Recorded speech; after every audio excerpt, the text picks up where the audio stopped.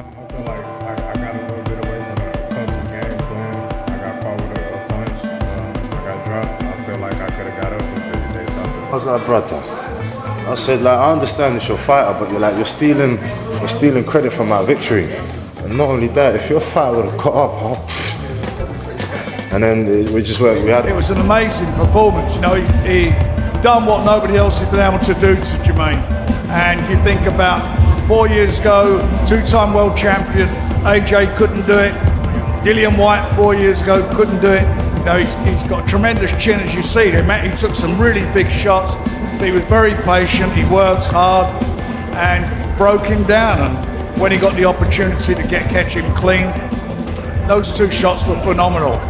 Jermaine Franklin accuses Moses Itauma of using steroids after brutal knockout, and the frustration is clear after his defeat to Itauma. Following his loss to Jermaine Franklin, Franklin doesn't just question the stoppage, he also throws shocking steroid allegations, claiming the power felt unnatural. But inside the ring, Itauma's timing, precision, and ruthless finishing ability told a different story, a dominant performance that left Franklin overwhelmed and searching for excuses after a brutal KO loss.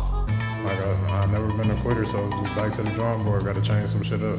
Moses Itauma fires back at Jermaine Franklin after the post-fight drama, including bizarre drug allegations from Franklin. Itauma dismisses the claims and shuts down the excuses, making it clear the result came from pure skill, timing, and power. He suggests Franklin is trying to discredit a clear defeat instead of accepting being outclassed and stopped inside the distance. We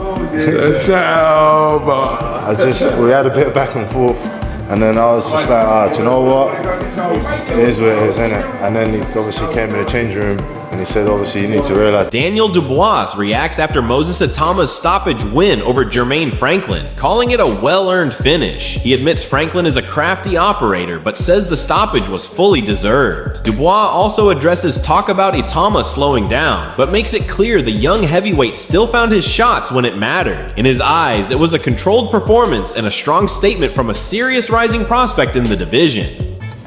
Jermaine's a crafty operator, but he got that stoppage. That was a great stoppage. A lot of people are saying Moses, he started to blow a little bit. Did you see that he was maybe tiring, or did you feel like there was a consistency of intensity in this fight? It's a fight. He found the shots. What can I say? Great prospect. Frank Warren dismisses all controversy around Jermaine Franklin, making it clear the stoppage against Moses Itauma was clean and brutal. He even laughs off the online drug allegations, calling them excuses from fans who can't accept reality. Warren insists Franklin was simply beaten by a faster, sharper, more powerful fighter with no controversy needed. We know who he was in with, a tough guy, never been stopped.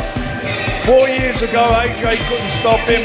Dillian, 4 years ago, couldn't stop him. He was very patient. He took some really good shots, and you could see him a couple of times loading up to throw that right hand. He boxes well. He's got a good boxing brain. He does his work, gets out, and then comes back. He's back on you. But the shots were brilliant. Those two shots. He knocks him out with the first one, and the second caught him with another hard shot going down. Face down, and the corner is screaming that it shouldn't have been stopped there. No. Dave Allen highlights the intelligence of Moses Itauma, focusing on how he moves when he's not punching. He explains how Itauma controls distance brilliantly, slipping in and out while reading Jermaine Franklin's feints and jabs. Allen praises his energy management, saying it's very hard to maintain that level of movement over rounds without fading. He's not punching, it's what he does when Franklin punches. Franklin feints, he throws the jab, Moses Itauma's taking a step or two out of distance, he's bouncing out of distance and back in. It's very hard to do his heavyweight over 10 rounds to really expend that kind of energy. Adam Smith makes a massive statement about Moses Itauma, saying he genuinely believes he has the ability to become a generational great. He admits he hasn't felt this excited about a heavyweight in years, even compared to legends like Mike Tyson, Lennox Lewis, Tyson Fury, and Anthony Joshua. Smith says there's something different, something special and rare in Itauma's presence. He believes the heavyweight division has found a new thrilling force. Got the ability to be a generational great, I really do. I haven't been this excited about a heavyweight in a long time. I mean, I grew up with Mike Tyson, and of course he just brought something thrilling to the heavyweight division. Yeah, we've had Lennox Lewis, who I think is our greatest heavyweight, obviously Tyson Fury, AJ, David Haye, and many others. But there's something about this guy. There's something about Ben Davison strongly defends the quality of Jermaine Franklin, pushing back against claims that he was an easy opponent for Moses Itauma. He explains Franklin was chosen specifically because of his durability and skill, not as a walking punch bag. Davison says people misunderstood their comments in camp, but internally they always knew Franklin could bring rounds. He insists Itauma's performance came from preparation, not an easy matchup, and the gym sees his true potential every day. Talk about when we said Jermaine Franklin would be able to bring rounds, we didn't say that because of the walking punch bag. No walking punch bag is going to go rounds with Moses Itauma. We said that because of his quality, and that's what people was missing. Maybe it was the way that we was articulating it, but he's a very, very good fighter.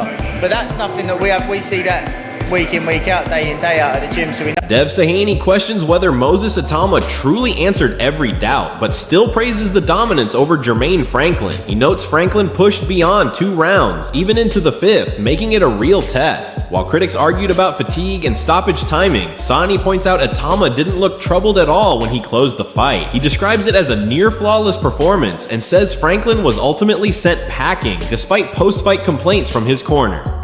Yeah, same way that we all kind of saw and expected. He's a fantastic young fighter with great punch power, great punch selection and timing. So he eventually got the shot off. He was looking for the rounds, and Jermaine Franklin gave him some good rounds in there. Did you feel like, that was the right level of opponent that he needed for his career? The guy's very cute, very clever, blocked well, slipped well, got up from the first knockdown. He gave him everything that he could, and Moses was just a bit too much. Dev Sahaney questions whether Moses Itauma truly answered every doubt, but still praises the dominance over Jermaine Franklin. He notes Franklin pushed beyond 2 rounds, even into the 5th, making it a real test. While critics argued about fatigue and stoppage timing, Sahaney points out Itauma didn't look troubled at all when he closed the fight. He describes it as a near-flawless performance and says Franklin was ultimately sent packing, despite post-fight complaints from his corner. Answering some questions, right? Did he really answer any? I don't know. I don't know. We got to see him go beyond 2 rounds, which was a bit different to recent fights. It extended to the 5th, and yeah, maybe he was tired at one point. I don't know. He didn't look tired when he knocked him out, did he? I mean, I think it was just a flawless performance from Moses Itauma, and he sent Jermaine Franklin packing, really. I mean, I saw Franklin was complaining afterwards as well, in the corner were complaining about the Sean Zittel breaks down how Moses Itauma set up the knockout with elite level skill against Jermaine Franklin. He highlights feints, body work, and disciplined jab usage, saying Itauma never got greedy and controlled the fight like a seasoned veteran. Zittel reminds viewers Franklin had previously troubled Anthony Joshua, but here he was shut down completely. He even compares Itauma's balance and composure to elite southpaw craftsmanship, calling it a performance that erased any threat Franklin could offer. He set up that knockout beautifully, man. He used his feints, he did invest to the body, straight left hands to the body, and as he went on, those kind of southpaw Usekian feints, he started using them. Didn't get away from his jab, didn't get greedy. Itauma is a really good veteran. Franklin is a savvy veteran. He's a crafty veteran who we know went the distance with Joshua, bloodied Joshua's nose, gave him some fits, landed some good shots, and he really never landed anything of consequence on Itauma, because Itauma's there was some Shakur-like stuff from Itauma as a southpaw with that good balance, that good base. Moses Itauma fires back at criticism surrounding his win over Jermaine Franklin, especially claims that the stoppage only happened because the fight was in Britain. He strongly rejects that narrative, saying people are trying to steal credit from his performance. Itauma makes it clear the result came from his own execution, not location or bias. He also hints that Franklin's team are ignoring how the fight was actually unfolding before the stoppage. His message is direct: the victory was earned inside the ring, and no excuses can change that outcome. They was like, that if this was American soil, they wouldn't have stopped that fight, and you only got the victory because we're in Britain. And I was like, brother, I said, I understand it's your fighter, but you're stealing credit for my victory. And not only that, if your fighter would have got up, and then we had a bit of back and forth. Eddie Hearn reacts to the explosive win by Moses Itauma over Jermaine Franklin, admitting the stoppage came even quicker than expected. He reveals he believed Itauma could end the fight early, but not that early in the contest. Hearn praises the young heavyweight's power and killer instinct, saying Franklin was always at risk from the opening rounds. He also highlights how the prediction of an early finish came true in devastating fashion, reinforcing Itauma's growing reputation as one of the most dangerous rising prospects in boxing. Listen, there's everyone, like, it's a mixture between, that was a mismatch, and you can't have a build-up where people are going, oh, that's an interesting fight, and then he does that and everyone goes, it's a mismatch. We all knew that early on in the fight, there was every chance that could happen, but I didn't expect even it to happen that quick.